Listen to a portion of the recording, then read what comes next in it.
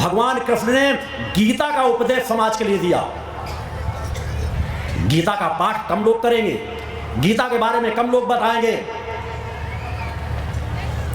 जो भक्ति ज्ञान और कर्म की त्रिवेणी है उसमें लोगों को कम स्नान कराएंगे।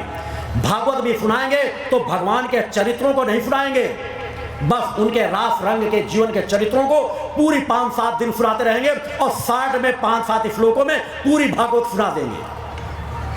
तो भैया ये क्यों नहीं करते हो कि समाज को पूरी भागवत 5-7 श्लोकों में सुना दो और 5-7 दिन भगवान का गुणगान करो, तो समाज के पल्ले कुछ पड़ेगा तो कि भगवान ऐसा जीवन जीते थे, राम ऐसा मर्यादाओं का जीवन जीते थे, कृष्ण ने अपने जीवन में कितना त्याग किया, कितना तप किया, किस तरह समाज का कल्याण किया, वह कैसे योगी थे, कैसे बैरागी थे, कैसे वीर योद्धा थे, किस तरह उन्होंने अर्जुन जैसे मानव को तैयार किया। आज वह कथावाचक अर्जुन जैसा न तैयार कर सके। आज देश में जितनी धार्मिक संस्थाएं हैं, यदि हर धार्मिक संस्था एक एक ईमानदार सांसद तैयार कर दे तो यह देश धर्मवानों की धुरी, सोने की चिड़िया थी, सोने की चिड़िया बन जाएगी। हर घर में खुशहाली होगी, कोई बच्चा भूख से नहीं मरेगा, कोई बिना इलाज के नहीं मरेगा। तो नहीं हो सकता। मगर चुनाव के समय सभी राजनीतिक पार्टियों को कितनी ही बेईमान क्यों ना हो, उनके गुणगान गाते नजर आएंगे और बाकी समय समाज को उल्लू बनाएंगे कि हम समाज सुधार करना चाहते हैं।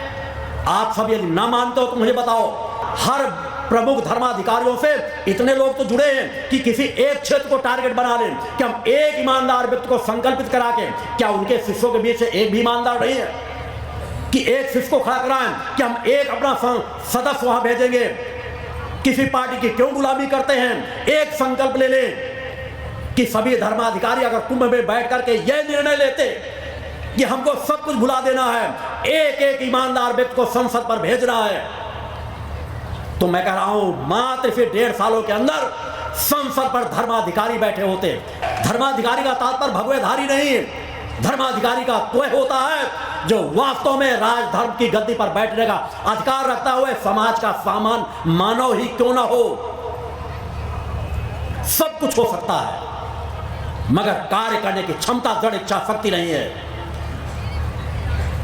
चोला भगवे वस्त्र पहने, शेर की खाल पहन करके आज हजारों लाखों सियार टहल रहे हैं।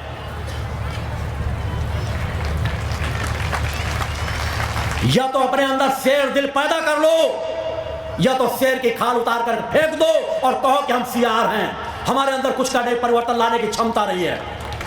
अगर परिवर्तन लाने की क्षमता है तो भ्रष्ट बेईमान राजनेताओं के गुणगान मत गाओ, उन देवी देवताओं के गुणगान गाओ और संकल्प लो कि इस मानवता की रक्षा करके हम मानेंगे, हमारा देश धर्म की धुरी था और धर्म की धुरी स्थापित करके मानेंगे। आज समाज को जागने की जरूरत है। उन धर्माधिकारियों के एक बार आत्मांकलन करने की जरूरत है कि गद्दी दर गद्दी नफीन होकर के हम समाज का कल्याण नहीं कर पाएंगे। हमने जिस गद्दी को प्राप्त किया है उस गद्दी का निर्माण करने वाले की जो पात्रता थी, हमको उस पात्रता को हासिल करने के लिए प्रयासरत रहना है। एक 32 साल की उम्र के शंकराचार्य ने 4 मठों की स्थापना कर दी। इसी देश में रामकृष्ण परमहंस थे जो मां को अपने हाथों से भोजन कराते थे। हम देवी देवताओं से दूर नहीं, ना देवी देवता हमसे दूर हैं। सब कुछ ही भूतल पर हुआ है और आने वाले समय में सब कुछ इसी भूतल पर होगा।